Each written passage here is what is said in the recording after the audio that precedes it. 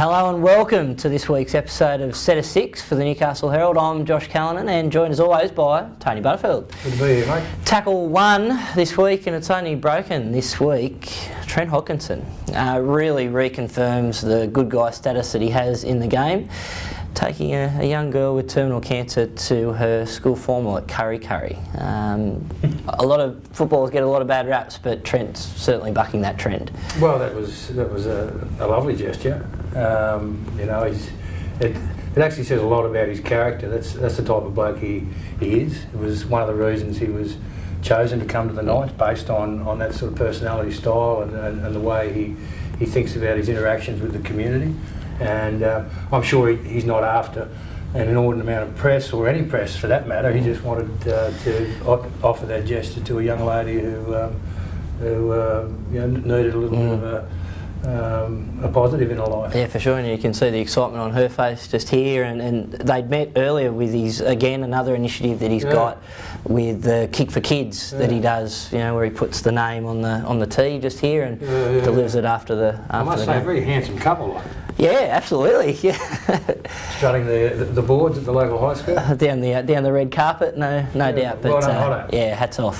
To the flip side, bit of a fallout, Tony, with the Blues and these brothers, Josh Dugan, Blake Ferguson, apparently on the drink in the lead up to the decider. It's been a big fallout, really, from the series loss. So what are your thoughts? Yeah, well, it was a very disappointing series loss, ultimately, which really...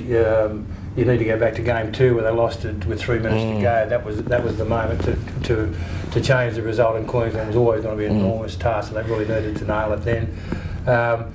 Disappointing, I guess. It's part of the New South Wales way. It's not necessarily the Queenslander way, because you wouldn't have certainly had this sort of vitriol post a Queensland loss. But some of the shock jocks in Sydney, some I think with some various agendas to drive themselves, were looking to oust Laurie Daly. And needed some evidence to support their push, and the issue around Andrew Fafita knocking back the option to play off the bench, and then grabbing these guys. Now, I can tell you, I know for a fact that there were at least half a dozen Queenslanders in their own free time on that same day in Queensland, having a few beers, doing the same thing. And yet here we are. We create this massive issue and drag the reputation of these guys who are already challenged reputationally through the mud, but all for a bigger agenda that certain people are running. So it's disappointing. That's the way we do it. And clearly we've got a lot to learn from the Queenslanders. Yeah, well, it'll be interesting to see how that plays out for next year, that's for sure. But here they are in green and gold, and there's someone else that could be wearing that Australian jersey at the end of the year after being named in a merit squad, Dane Gagai. Do you think the Knights, outbound player now, will be at that World Cup on home soil at the end of the year? Well, he was the Queensland player of the series. He was one of the best players of the series from either teams. He stands out every week he plays with the Newcastle Knights. He reminds me of John Schuster. Some of those back from the old days would remember.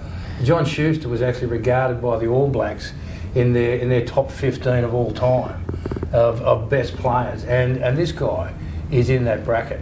He's an unbelievable player.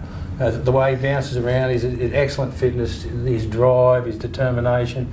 A bloody shame we're going to lose this bloke. A real disappointment we weren't able to come up with something that could retain him in this fair city. But he'll play for Australia, absolutely, and should. And one time, Newcastle Herald journalist Brett Keeble actually tells the untold story of the day that Terry Lamb kicked the field goal, the infamous one when they were one behind and still finished one behind. John Schuster scored all the points for the Newcastle Knights. Yes. Yeah, little known fact.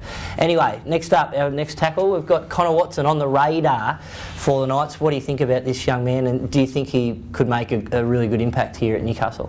Yeah, well, he's a bit like Josh Jackson and many others who have left the Newcastle's nursery because some bright sparks thought that they were too small and didn't quite have what it took.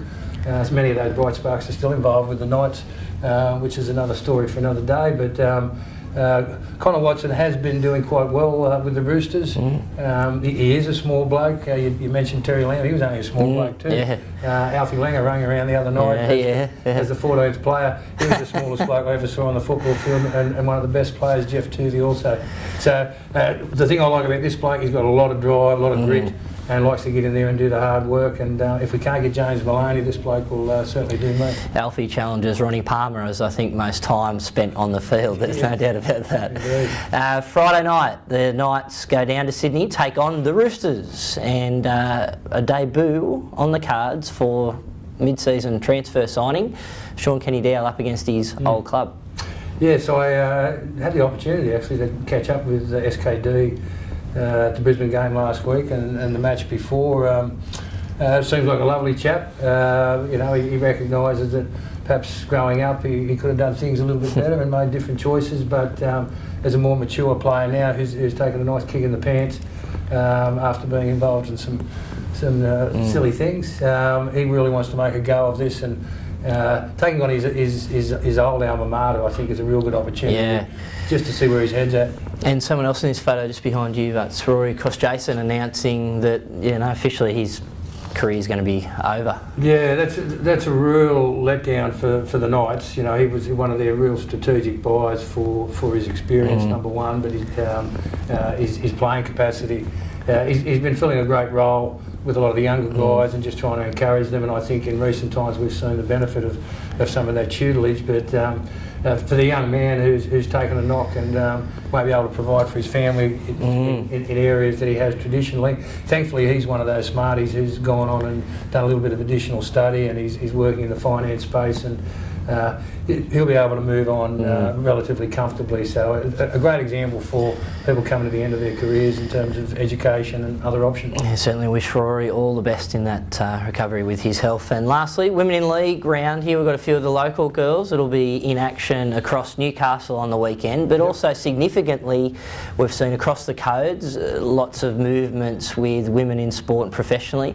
And for rugby league this weekend, New South Wales play Queensland on Sunday. It's the first time the Blues will actually get paid, which is a massive step. No, it's been a bone of contention for some time as these girls have started to take on far more professional activities and been called away from work and losing on annual leave and sick days and these sorts of things, and it's actually been quite an impost on their private life to play. So initiatives such as this are very positive, I think, for the sport.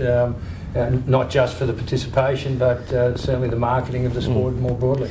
Well, thank you, Tony. Thanks for joining us again. Set of 6, and we'll catch you next week.